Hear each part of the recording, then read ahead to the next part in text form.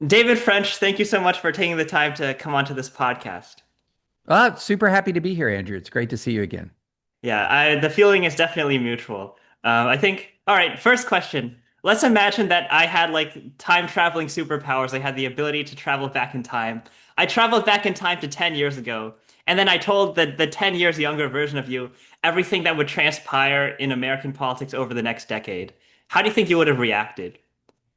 So that would have been August of 2015. Yes. So that would have been exactly the month when I started to get worried that Trump was not going away. Yeah, he's not a So, fad anymore. Yeah. right. So he comes down the escalator and was it May, June, June, mid-June. June, mid-June 2025. Everybody's talking about him. And you could go back and look at my writing from National Review at that time, and I don't talk about him very much at all.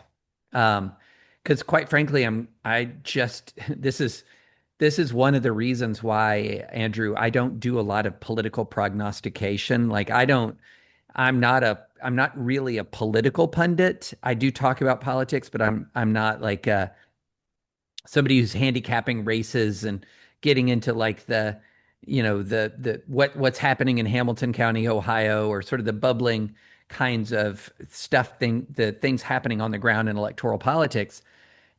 Because in 2025, I thought Trump was a flash in the pan, that yeah, there was some underlying discontent and all of that, but there was a deep bench, a good field of Republican candidates, and I just missed it, man. And it's August of 2015 when I began to realize I was missing it. And by November of 2015, I was very alarmed.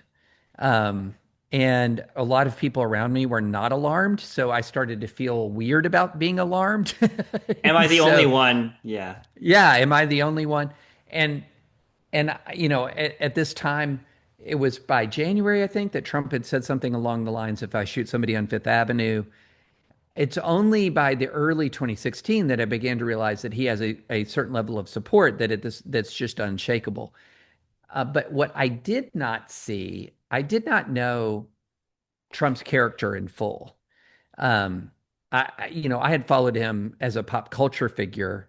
I had even enjoyed The Apprentice. Like I had watched. I didn't get into Celebrity Apprentice. I enjoyed the original version of it that dealt with non-celebrities. That's how uh, what was her name, Omarosa, or became notorious.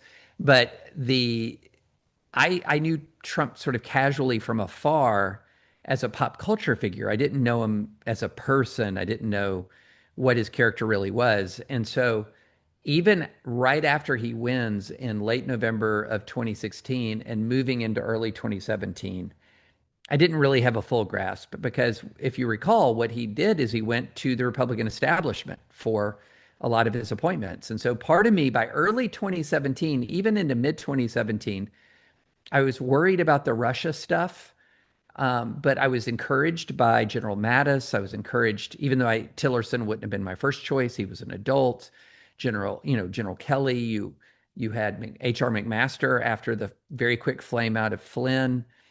So there were a lot of things that, yeah, if you'd gone back to me in 2015, even 2016, even 2017, and said to me a lot of what's unfolding in 2025, I would have been surprised. Yeah, no, I don't think there's any doubt about that.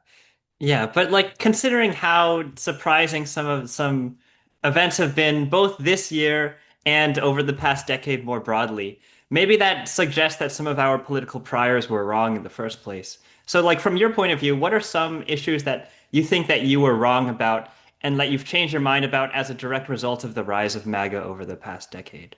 Oh, for sure, I was wrong about how ideological the Republican coalition was. So if you were, so I was born in '69. I graduated from law school in '94 and really sort of came and it was in that period of the early '90s when I really began to develop like my political personality and ideas. I was a Reagan conservative in high school.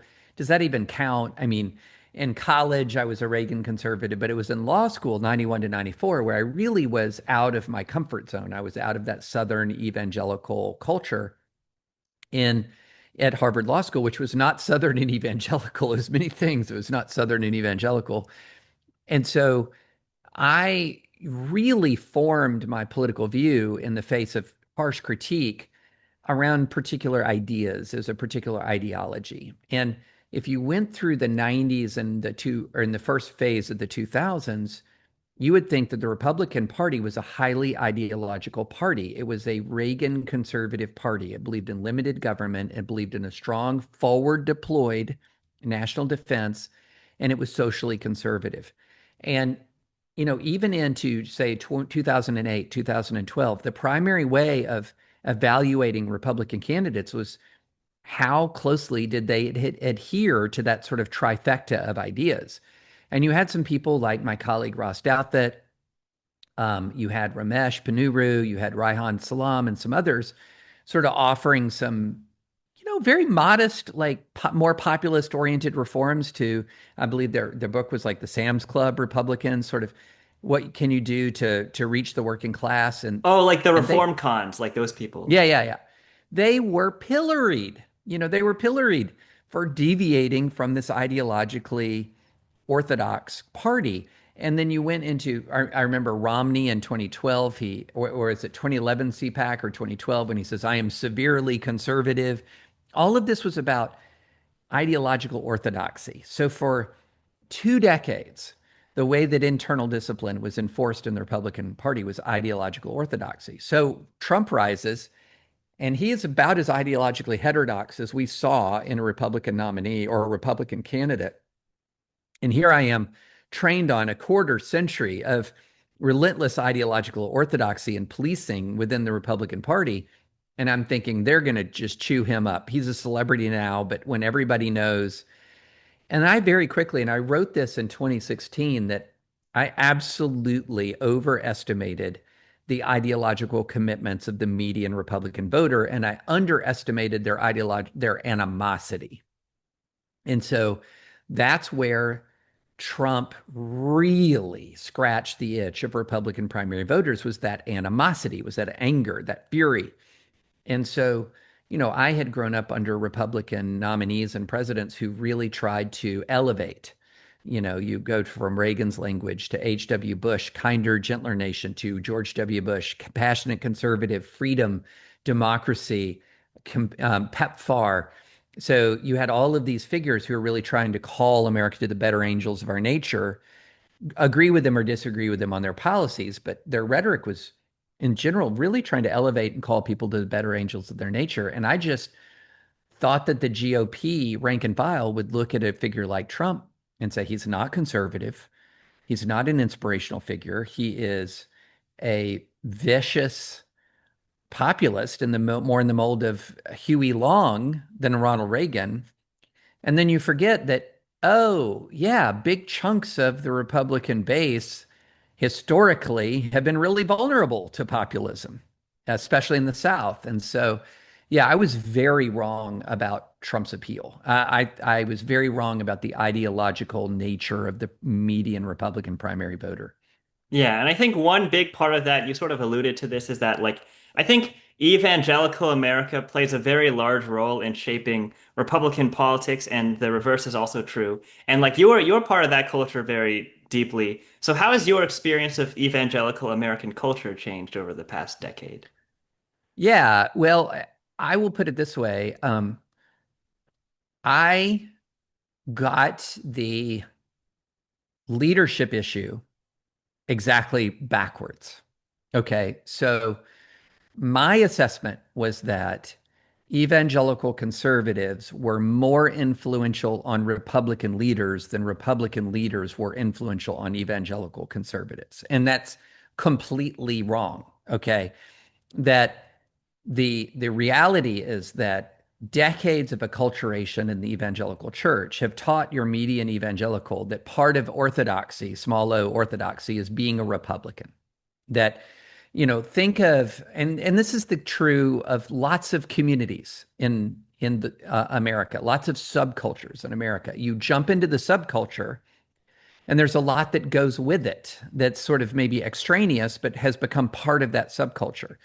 And so, for example, let's suppose you become a Christian because you were lost in the depths of drug addiction, and a Christian believer reached out to you, taught you about Jesus, taught you about repentance, second chances. You had your 12-step program that teaches you about a higher power. You find that in Jesus Christ, and then you start going to an evangelical church. Well, there's a lot that's going to go with that. So, one of the things is there's a way in which evangelicals speak. There's certain kinds of slang and certain kinds of ways and patterns of speech that you see in evangelical America that you don't see elsewhere. And I'm reminded of that because I speak sort of fluent evangelical. And so when I'm around people who are not in that community, sometimes my word choices are interesting. So that's a benign, that's a small thing. Another bigger thing, though, is for a long time, you've been taught in an evangelical church that you're a Republican, evangelicals are Republicans, and that if you're a Democrat, there's a kind of an air of suspicion around you. Wait, don't you know that we're supposed to, don't you know that the Democrats are blah, blah, blah? But they And like a lot of the so, time they wouldn't say that explicitly. They would just be like passive aggressive towards you. or it's just in the air. So let's say you're a part of a group of 10 people, and they start talking about politics. There's going to be an assumption that everyone's Republican. There's just a total assumption, unless you're in like you're say at an urban church in Chicago or in New York or something like that. But let's say you're in a Baptist church in rural Mississippi. There's just going to be an absolute assumption that you're Republican. People would be shocked if you weren't. So it's just kind of part of the air that you breathe. And so however, when Trump came along and Trump had personal values contradictory with traditional Republican presidents, he had political values that were contradictory with traditional Republican. When he was contradicting the ethos and the ideology of Republican presidents, I thought that the evangelical church would have no patience for it. I was completely wrong about that. That in fact, Trump has made the church more like him than the church has influenced Trump. That in fact, the marriage between the evangelical church and the Republican Party had grown so intense and so close that in many ways the Republican nominee becomes the de facto political religious leader of the evangelical church. Did not see that coming, but it's very much the case. I mean, the church, as a general matter, is a much more cruel place right now than it was 10 years ago. It's much more vicious in its rhetoric. It's much more militant than it was 10 years ago. And this is a reflection of the impact of the most important political religious leader in evangelicalism, which is the President of the United States, Donald Trump. So you mentioned something that I think is kind of interesting. Like a lot of the time, evangelical culture is shaped by whoever the head of the Republican Party is. Um, Yeah. but like I would say that that's a trend that's existed long before Trump. So maybe, Yeah. yeah, one sort of critique that I've heard about kind of evangelical conservatism is that there are some structural factors that made it a lot easier for them to support someone like Trump in the first place. Like their predisposition towards like obedience or deference to authority. Like some of it can be like fine, but like they've been sort of trained to think in that way such that if they are told to like obey a demagogue or an authoritarian, it is a lot easier to convince them to do so than it is to convince a liberal. Would you Mm, accept that premise? no, no, I think it's different. I think that one of the big issues that evangelicalism is very disproportionately concentrated in the South. And the South has its own unique culture that a lot of people confuse, and especially if you're in evangelical America, with Christianity. And so, one of the things that's very interesting to me is that the South has long been a hotbed of American populism for a very long time. And I grew up in a very short aberrational period, which I now understand to be aberrational, where sort of what you would call chamber of commerce conservatism overtook the populism of the South. And this was very much tied to the person of Ronald Reagan. Let's be clear, because going back to the formulation I just talked about, how personalities are more important than ideologies and theologies. So a lot of this was tied to the person of Ronald Reagan, and that the impact that he had as a human being on the Republican Party was very much zagging away from the populism. And Reagan had populist elements. All politicians have some populist elements, but he had populist elements, but zagging away from this sort of big government, Huey Long, George Wallace, you name it. The history of politics in the South is populist demagogue after populist demagogue after populist demagogue, turning and often using identity-based appeals to rally their constituency. So this is a very long history. And when I was growing up, I thought we had turned the page on that history, that that was the way we were, not the way we are. And then when I saw Trump interacting in the South, in the run up to Super Tuesday in 2016, I had this sense of, oh, we are so screwed because he has unlocked and sort of unleashed something that was latent. And that was this populism. And look, if you go back to antebellum times, a lot of this Southern populism, the Southern shame honor culture, the Southernism is wrapped up in the religiosity of the South. And so you're talking about let's take, for example, the Southern Baptist Convention. I had thought it had changed a lot more than it had actually changed. This SBC was something that was founded in part to defend the institutions of Southern Christianity, including the Southern Christianity's defense of slavery. This was an institution that was totally fine for decades and decades and decades with Jim Crow. And, I had thought when this SBC had sort of looked back on itself in the 90s and the early 2000s, and it really tried to sort of step forward and say, that's not who we are anymore, that marked something truly significant. No, no, I think what you're seeing is a remarkable re-embrace in parts of evangelicalism of identity-based and group-based animosity, um, a severe lack of concern for the plight and the humanity of political opponents. The way in which your median evangelical whom I meet has zero concern for the treatment of, say, migrants who are being sent to detention facilities and things like that is pretty shocking to me. It's really remarkable to me. And so I have seen that maybe, in fact, a lot of these institutions that I thought had changed a lot had not changed that much. And that some of the underlying cultural realities that I thought had shifted dramatically had not shifted as much as I had hoped. Yeah. Or maybe a lot of the time people had sort of convinced themselves that those reactionary tendencies could not be easily unlocked. Maybe that was the Yeah. case. Oh, yeah, yeah. I think that, you know, uh, it is very hard to avoid when you are growing up in a time of what you would say as progress and renewal. It's very hard to avoid the conclusion that you're in some sort of evolutionary process that we have learned, right? We Oh, have grown. this is like the whole Star Trek The Next Generation theme of like Yeah, humanity has evolved. yeah, yeah, yeah. That we've learned, that we've grown, that we're somehow better than we were in the past. When the reality is we're just all the same human clay and we're as previous generations and we're extremely susceptible to the sins, flaws, temptations that you've seen in previous generations. And so when when the Trump era began, it was very helpful for me to go back and to look at American history. And yeah, I will say that we are a lot better off in 2025 than we were in 1825. Absolutely 100%. Part of that is because the principles of the founding of the country were so strongly and clearly stated that they create a tension with injustice that thankfully we have often resolved, sometimes after bloodshed and lots of years of pain, in the favor of justice. But what you're seeing is, I think, in the absence of these enduring principles that generations of Americans can go back and hearken to and look back to, we're not any better than anybody else.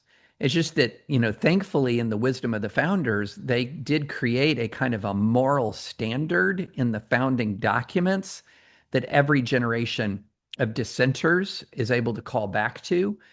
but we're just people, and people can do terrible things. Yeah. But maybe it's time for us to go to the present day and talk about some of those terrible things that are happening because I'm sure that you're a journalist and you've been at this for years. So like what do you think are some examples of those terrible things that are happening that you think people are not aware of?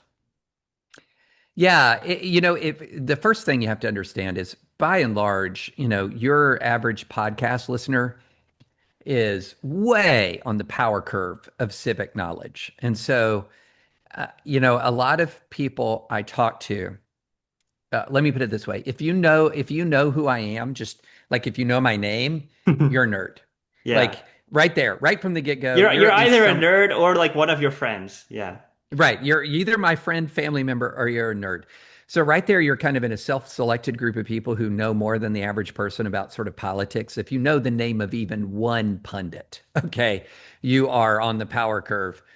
And so I'm constantly saying this to people because my audience is people who pay close attention to politics. And so they are constantly in the mode of how can Joe Blow, John Smith, whatever, support X, Y, Z. And I'm like, they don't know about X, Y, and Z. They probably They don't don't know know about Joe it. Blow either. They don't know about X, Y, and Z. And so, one of the difficulties that we have is that a lot of the things that have been going wrong or going that these decisions that have been made, such as pardoning all the January Sixers, such as lifting security details and announcing it publicly, such as firing people who did nothing wrong in prosecuting January Sixers, or publicly announcing targets of investigations before you even know if there is an investigation, using the bully pulpit of the presidency to accuse people of crimes or to hint that they're guilty of crimes.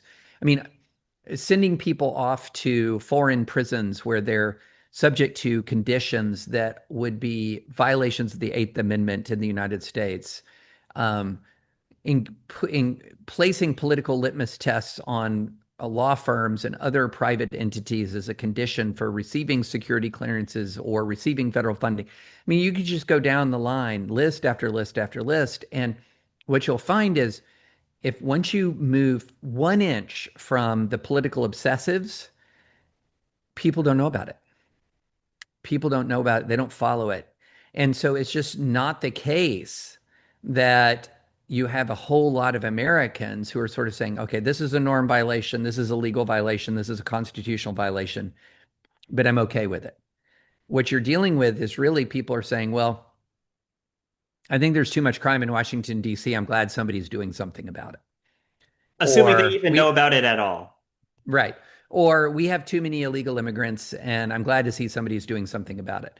And so this is one of our problems is that you have an enormous number of people, the people who actually constitute the critical mass who make the decisions ultimately in electoral politics, who are really far removed from it, quite frankly. And in that circumstance, it becomes very difficult to hold a politician accountable if the politician also understands that and understands that they have a freedom of action granted them by sort of public ignorance and apathy that's ridiculously broad. And so Trump has figured that out and he is engaging in actions that would have been unthinkable in prior presidencies, but he has figured out he's a quite shrewd politician that as long as his actions are directionally in the orientation of where his base wants, they don't care about the details. They just want him to get stuff done. And the people who do care about the details often very much care about imposing political retribution. They very much want him to do everything that he's doing. And so he's doing precise things that are very much what his hardcore MAGA base wants, but are also directionally in the direction of where he thinks the people, that larger group of people who voted him, wanted him to go. And so he's really able to exploit public ignorance at an industrial scale. Do you think some of that public ignorance might be willful ignorance? Like I know some people where sometimes I try to talk to them about like something that's going on, or I suggest like reading the news, but maybe their response would be like, I can't, it's too painful for me. I don't want to take it in and I have so many other problems in my life. It's not my responsibility. Like, do you get that response some of the time? Oh, yeah, absolutely. And so people will check out in many cases because it is legitimately, it's just too stressful. Like I remember talking to a guy, this a doctor, very good guy, like the kind of person you want engaged in politics. And he was like, David, this is after January 6th. He's like, I've turned off cable news. I've stopped reading the newspapers. Now I'm just ESPN and, Netflix, and my blood pressure's gone down. I'm a better husband. I'm a better father. I'm just not as agitated. And I had this thought of like, well, good for you, bad for us. Because good for you, I'm glad you're under less stress. I'm glad you are, taking care of your family, but we need good people engaged in politics. So a lot of people check out because of fatigue. But I've noticed something else, Andrew, something that is kind of troubling. And that is, I've noticed people checking out when the facts are too difficult for them to wrangle with, but they still want to be MAGA, or they still want to deal with, they don't want to leave the tribe. Okay. So this happened. I've had this conversation 1,000 times. Not I mean, I'm exaggerating, many times. Hey, David, did you hear about this outrageous thing? And I say, that outrageous thing that you're talking about didn't happen. That's not true. Oh, well, it's so hard to know what's true. And you're like, okay, no, the answer to that is not, oh, it's so hard to know what's true. The answer to that is, well, interesting. Maybe I need to revise some of my priors in my political commitments. And instead, what people will do is check out rather than revise their priors. And so they don't actually necessarily change who they support in an election. They don't actually necessarily change what policies they're okay with. They just change their level of detail. And it's almost sort of like, well, don't blame me. I'm not paying that close attention. Don't blame me. I didn't know about that.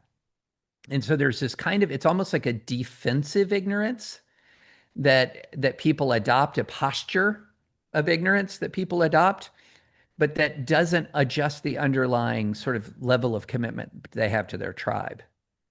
What do you like? So I'm sure that like probably approximately 0% of those types of people are listening to this podcast right now. But 0.00%. Yeah. yes, but is this probably still a worthwhile thought experiment? What do you wish that you could convey to those people if you could actually get through to them? Like the people where they don't follow Yeah. politics, but they still want to have that like strong moral intensity about thing A or thing B. I think the first thing I would want to convey to them is you're wrong about your political opponents. So this is a really huge point. One thing that surveys have found is that your median American, I'm not talking about your hyper committed partisan, but your median American is wrong about their political opponents. And they're wrong about them in a very specific way. They think that they're more extreme than they really are. And so this creates a sense of distance and separation and animosity that is almost impossible to bridge so long as the person continues to hold the mistaken view about their political opponents. And so this happened, it was very, very, very clarifying to me because I've never voted for Trump, but in both 2016 and 2020, I voted third party. So I wrote in somebody rather than vote for Trump or for Hillary or for Joe Biden.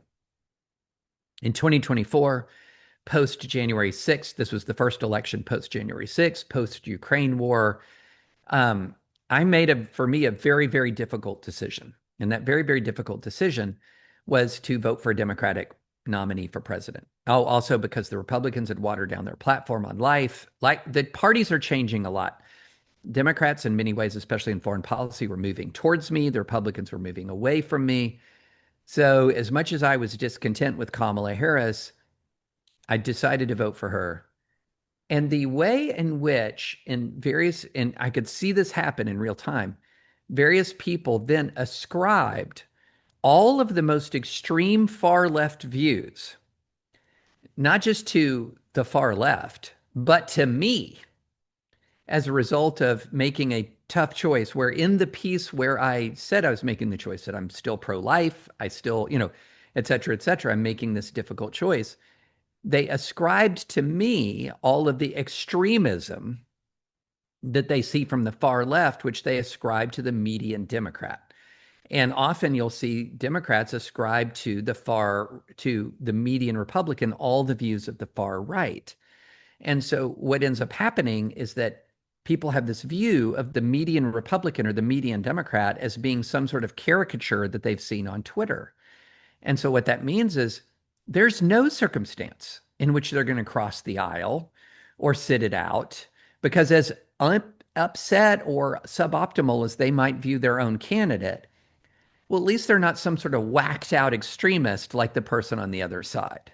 And this is, if there's one thing that I could correct, it would be this view that people have that sort of the median Republican or the median Democrat is some sort of whacked out extremist. Now, you have seen some pretty whacked out extreme actions from the Trump administration for sure. But if there is one thing that I would talk about with your average Democrat communicating with your average Republican is that you're not as different as you think you are. You're really not. And that understanding and that realization it could calm down our politics. Yeah, but I am glad that you're willing to concede that there's a lot of, for lack of a better word, extremism coming from the Trump administration right now. But then, so like, let's assume like your premise about how the average Democrat and the average Republican are not as different as like they might think they are. Maybe that like one thing that I would say is that like so obviously the Trump administration is doing tons and tons of like illegal or immoral things.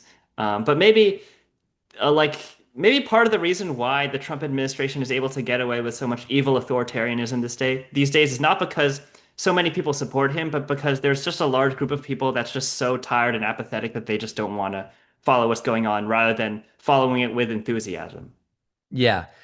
Well, and part of it is also there's a very interesting process that takes place where the less engaged people defer to the judgments of the more engaged people. I think this is something that you see in families all the time. Like I used to have it years and years ago. Um, Family members would say, David, who should I vote for? Because they knew I was super interested in politics. They knew I was paying close attention. Who should I vote for, David? Who should I vote for?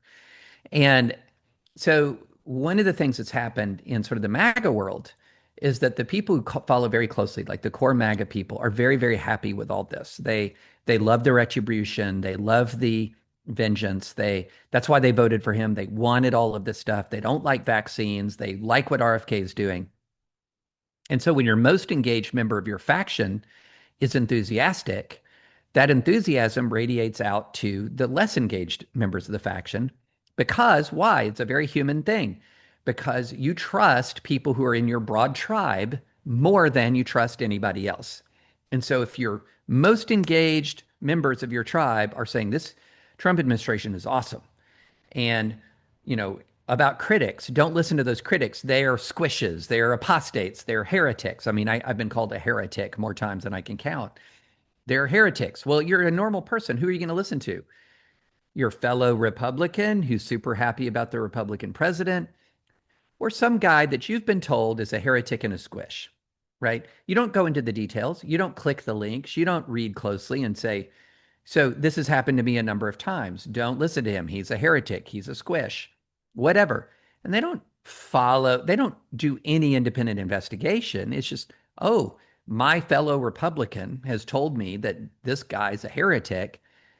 Yee, at the very least, they're going to be very skeptical of anything that I say. At the most, they're just not even going to listen at all. That's why character assassination is such an effective tool of political rhetoric. You inoculate people the against even openness to their position. It's one of the reasons why I will often say yes to podcasts with people who are otherwise pretty hostile to me, because it's sometimes that's the only way someone will ever hear anything out of my own voice. That all the time people make judgments, for example, about me without ever reading me or listening to me. I had this really interesting encounter not long ago where a woman came up to me at a speaking engagement in DC and she was pretty angry with me and she said, "I want to talk to you about your position on trans issues." And I said, "Well, before you do, tell me what my position is. Like, I want to know if you know what it is before you tell." And because I knew she didn't. I just could tell. And so she just comes out with all this crap that's on Twitter that's completely false. And I'm like, "Where did you get that? Did you read me?" "No." "Who'd you read?" And she went through some like person from the Daily Wire and somebody from this or that. And I said, if you're going to confront somebody over their work, you should read their work first. That would be effective, much more effective. And so, but the people they trusted told them things and they assumed it was true and then turned around and go after me. Maybe part of the reason why they didn't want to read your work is because it would be too painful for them in the same way that Oh, it, I know. I'm so triggering. I'm very triggering. Yeah. yeah. Yeah, so how do you, I think, I don't know if this is like a good thing or a bad thing, where like part of the reason why authoritarianism is so successful when you consider like the median American opinion is it's not even that like that many people are open to it. It's just more that the vast majority of people don't care, so they just defer to like the people on the right that are too terminally online. Yeah. Oh, 100%. And so, and then also Trump's a shrewd guy. I mean, like a lot of people will say that he's ignorant of many things, but he's also politically very shrewd. Like you don't win two presidential elections, you don't maintain very high levels of support with your base. Where we've seen even the most beloved Republican presidents like Reagan, he began to have some loss of support in parts of his base over his second term. And he's a very shrewd man. And one thing that he's very shrewd about is he takes on very unpopular targets. So there's not a lot of people who want to get in the streets to protect Harvard from unfair treatment. There's not a lot of people who want to get in the streets to protect a big firm from unfair treatments. A lot of people are very frustrated with illegal immigration. People hate crime. And so when he takes on illegal immigrants, when he cracks down on crime, when he cracks down on elite universities or elite law firms, he's taking on institutions that a lot of Americans don't like. And it's just us civil libertarians jumping up and down going, "Hey, wait a minute, the Constitution here, there's people don't know those details or necessarily care about those details." And so he's very directionally shrewd in his targets. And and so this is the way smart authoritarians come to power all the time is they take on unpopular targets and people are not bothered by the details by that until it's way too late. Or they don't want to know the details because there's been so much political strife during both Trump 1.0 and Biden's term. Like there's been so much political turmoil at this point they don't want to follow it anymore. They just think it's pointless. Yeah, no, that's exactly right. That's exactly right. It is, it is, people are almost immune to any tales of outrage. And it's an interesting thing because you would think you would think that one outrage piling on another would build public anger. Actually, it inoculates the public against anger because they get tired of being angry. They don't want to be angry. They are tired of everything. And so they just, as you said, sort of check out, leaving the field to the people who are most engaged. And the people who are most engaged are very, very happy about vengeance. They're very, very happy about the retribution. Yeah, like if everything single thing that happens in politics is something that makes you prone to anger, then like most of the reasonable people will check out, and the only people that remain are the people that get high on like being angry or like saying nonsensical things or being reactionary and so on and so forth. Yeah. Um, Yeah, it's interesting because you can really when you're sort of part of the conversation, you can see how the tactics work. So, for example, let's sort of stick with what I've talked about the way in which people will uh, try to prevent other Republicans from reading me or listening to me. And there's a very clever thing that they do, which is whenever I write about something negative about Trump, or the Republican Party, they will blast that all over Twitter and say, "There he goes again. Look at him. He always punches right." he want And they then when want I they want people to like inculcate like an eye roll every time they see your name. every time they see my name, right? And then, but if I write something against the left, they don't put it out at all. If you're reading their Twitter feeds, you would never think I've ever written anything against the left in my life. And so it leaves their followers with an impression that's completely false. That is, I only take on Trump. I never take on the left. And then to understand what the left thinks about me, you sometimes have to go to other places and see that they hate me. Like that, that they feel like the New York Times never should have hired me. They protested when the Times hired me, and so, but in this situation, it's a tactic, it's a manipulation tactic. We're only going to show you the things that will make about David that will make you angry, and we're not going to show you anything else. And once you see this pattern, you can't unsee it because part of the whole approach is to tell all of these Christian people around the country that if you're pro-life, if you're religious, if you support religious liberty, if you are not in favor of identity politics, if you don't believe in like race-based affirmative action, etc., there's only one option. There's only one way, and that's the Trump way. And then you have all these other people who are pro-life, who support religious freedom, who are quite socially conservative, and who don't support Trump. And they have to be discredited in some way because there's only one way to be pro-life, Trump. There's only one way to be pro-religious liberty, Trump. And so it's a manipulation tactic, and it's remarkably effective. So if you're someone that is essentially considered like persona non grata because of like the way that people sort of paint you, have you found any kind of reliable ways to try to communicate important political points to people that are genuinely checked out of politics? Like they don't want to because it's too painful or they just want to be part of their community. Like how do you communicate these points to them? It's really you do it actually by communicating to the people who are checked in as to how to communicate to the people who are checked out. Yeah, so maybe Because that's the the people are, one good use case of this podcast. yeah, because the checked out, you're not talking to the checked out people. Like they're not reading my column. So I kind of, it's really interesting if you look at the presidential election in 2024, amongst people who follow the news closely, Kamala Harris won them in a landslide. Amongst people who don't follow the news at all, uh, Trump won them very considerably. And so one of the interesting things is people are saying, well, Harris needed to change her messaging. Well, change your messaging if you're losing with the people who are not paying attention to the messaging. How are you changing your messaging and reaching them? And a lot of the answer is changing how you reach the people who are paying attention, which influences how they talk to and communicate with people in their social circles. And so one of the things that I try to do is I try to communicate to people because I have spent the entirety of the Trump era in living in Trump country and being surrounded by folks who are quite MAGA and listening to them and hearing them for years and years and years. I feel like I can explain where they're coming from to people in a way that, say, somebody who's been spending all their time in Manhattan or DC or wherever can't do it. And so part of it is trying to get people to understand where MAGA is coming from. What is their worldview? What is it that is motivating them? And then that allows you to adjust how you talk to people based on your actual understandings. And then also doing things like urging an end to animosity and hatred and rage-based communication that that is unpersuasive to people. It's embittering.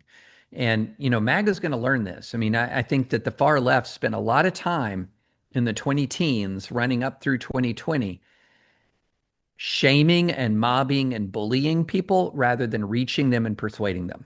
And now they are experiencing the natural and inevitable consequence of when you build a movement, and I'm talking about the far left here, when you build a movement that is intolerant and bullying and self-righteous and shaming and vengeful, people for a while are cowed by it, but then they begin to respond. And I think MAGA's going to figure this out. I mean, we had this whole moment a couple of days ago where Cracker Barrel changed its logo. into this pretty, it was from an old guy around a barrel with the words Cracker Barrel to just the words Cracker Barrel in a more modern font. And MAGA, parts of MAGA exploded online. Like, how dare you? What are you doing? That's woke. And your average normal person is looking at that going, I mean, you can like or dislike the logo. Who cares? But all of this anger, what is going on? All of this intolerance, all the boycott this, boycott what? And I think that they're going to, with their own rage and their own intolerance and their own bullying, they're going to find out what the far left did, which is that's fool's gold. It's a sugar high because it does work for a bit.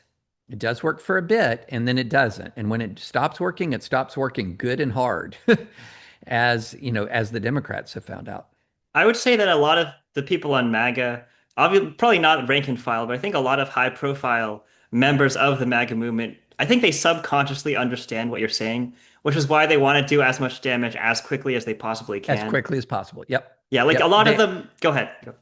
A lot of them think they're on a 2-year clock, that the midterms are coming and they're gonna face a different Congress. So yeah, they're what's that? Make hay while the sun shines. Yeah. Yeah, it's like we have to do this as quickly as we possibly can because we're probably never going to have a better chance than like this 2 year window. Um, Maybe that means that our priority should be to try to contain the damage as much as we possibly can within that 2 year window. Um, Oh, absolutely. And but the problem is because of the thoroughness. Now, Trump did not win a landslide by any stretch. It was a close election, but it was a thorough he Republicans won the close election thoroughly. In other words, they have small majorities in the House and small majorities in the Senate, and they won the presidency by a small plurality of popular vote and in a small majority of the Electoral College. But they're all majorities, right? And so what Democrats are learning and what I think Democratic rank and file voters are now absorbing is your ability to stop a party that controls the House, the Senate, and the presidency is very limited, and courts are not always going to be there and be able to do that. And so I think what people are learning is that they're relearning elections have consequences. And there's just not as much that the Democrats are going to be able to do. There's not a lot unless they get the House or the Senate, if not both. And getting both would be quite a feat. But if without the House, there's just not a lot that they can do. Without the House, they can still continue to nominate like completely nonsensical nominations of like they can still nominate Kash Patel figures if they just have the Senate. With the Senate, yeah, if they only have the House, at least you can block some of there could be no big beautiful bill 2.0, for example. But in the Senate, you're absolutely going to have a giant amount of um, in the Senate, you're absolutely going to have a giant amount of nominees pushed through. Thankfully, so far, with the exception of Emil Bove, the judges have been good nominees. But when you're talking about agency heads, I mean, Kash Patel, Tulsi Gabbard, RFK Jr., the idea that Matt Gaetz was actually put forward as an attorney general candidate is stunning, just stunning. But I don't know what the difference is with Pam Bondi. She's doing everything that Trump would want her to do. So um, this is a situation where the Senate is absolutely more important than the House. But if you get the House, at least you can stop some things and you can conduct proper investigations. Yeah. So again, then my question is like maybe there are a lot of the individuals who listen to this podcast are probably politically engaged.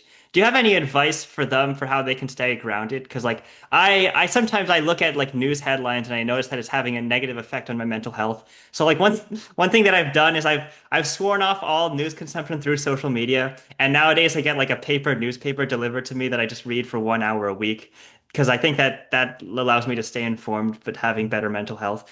Do you have any advice to people who want to stay politically engaged, but they also want to stay grounded, where the effect of following politics doesn't have that negative of an effect on them? Oh, I think getting off social media, if I felt like I could do that and still do my job well, I would do it in a heartbeat. I would remove myself entirely from Twitter. I would only follow like sports and entertainment figures on Instagram or whatever. Um, Follow your favorite shows, follow your favorite basketball players or football players. So remove yourself as much as you can from receiving news through social media because I think it has a uniquely that form of news consumption is uniquely difficult. It's uniquely difficult for people to consume and to self-regulate. And you see this all over Twitter in particular. And what's sad is a lot of the folks who are sort of more well-grounded have followed this advice. I talk to an awful lot of people who follow politics closely who don't follow Twitter at all. Um, there are a lot of well-grounded people who do follow who are on social media. So not everybody is who's on social media and a volume poster on social media is mentally troubled in some way.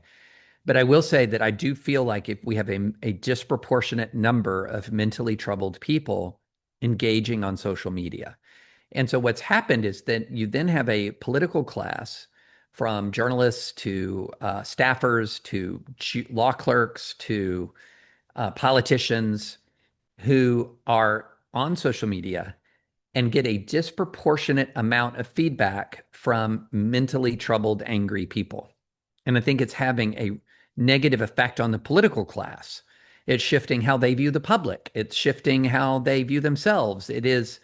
And so I think that social media has really ramped up and amplified the voices of an awful lot of people who used to be the kind of folks who would write like 70 letters to the editor a month, right? And might get one published and you wouldn't even really know about them, but now they're posting 700 times a month and that is giving them clout and influence that they never would have had in the social media era. And it's warping and distorting our politics. So if like you mentioned that like if you could quit social media and it would still be good for your job, you would do that. So then if you can't quit social media, like how do you stay grounded? Do you deliberately take breaks? Do you like get emotional support from friends and family? Like how do you do it? It's an evolving practice. The number one way is I just don't read the notifications. So um, if when you post something, often, especially if it's on anything relating politics, and increasingly even if it's not about politics. So I post about Aquaman. I used to be able to safely interact with posters when I'd post about like NBA basketball or superhero movies, and I'd have fun interacting with people. Now then people figured out that, oh, he'll interact if he's talking about Aquaman. So now I'm going to drop a little nasty gram in there about politics. And so I just I post my thoughts, I read my feed and I that's it. I don't interact rarely, not never, but rarely interact with notifications engagements because even to find the thoughtful good faith interaction, you have to wade through an ocean of sewage. And it's just not worth it, especially when I have a working email inbox and if somebody wants to engage thoughtfully, they can email me. So I think part of the tactic is don't get sucked into the beefs. Especially don't get sucked into the personal attacks. Um, and that's a big challenge. Now you can't hold to that all the time because if somebody who has a very, very large platform takes you on, sometimes you have to defend yourself. But what often happens is that people will take you on just so that try to trigger your response so that it can create a beef that other people will watch. And so I would strongly advise do not be on social media unless you absolutely have to for your job. Yeah. So one thing that you mentioned that I thought was kind of interesting is like you mentioned that like even Superman, the reason why someone like Superman had the potential to be virtuous is because of how much love and support he gets from his friends and family that like give him the motivation to stay grounded so that he can do all that good work. Maybe we should take a cue from that and try to like focus more on like the support that we get from our friends and family as a way Yeah, to absolutely. Absolutely. You double down on the people who are kind in your life as a good general life advice. yeah. Final question. So, to the people in this audience that have never seen The Expanse, can you explain to them why they should watch The Expanse?